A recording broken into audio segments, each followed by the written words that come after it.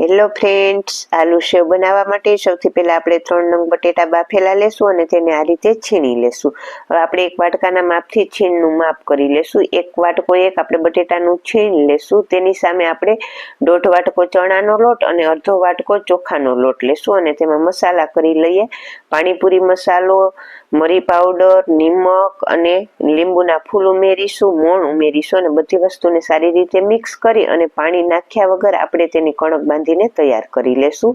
હવે સેવની કણકને આપણે સેવ પાડવાના સંચામાં લઈ લેશું અને તેને ગરમ તેલમાં સેવ પાડી લેશું. સેવને આપણે બંને બાજુથી સરસ ક્રિસ્પી થાય ને તેવી તળીને તૈયાર કરી લેશું. તો તૈયાર થઈ ગઈ છે મસ્ત મજાની આલુ સેવ. ફૂલ વિડીયો જોવા માટે પેજને લાઈક કરો અને ચેનલને સબસ્ક્રાઈબ કરો. તો તૈયાર થઈ ગઈ છે મસ્ત મજાની આલુ સેવ. જે બજારે મળે તેવી જ ક્રિસ્પી એવી આલુ સેવ બનીને તૈયાર થઈ ગઈ છે.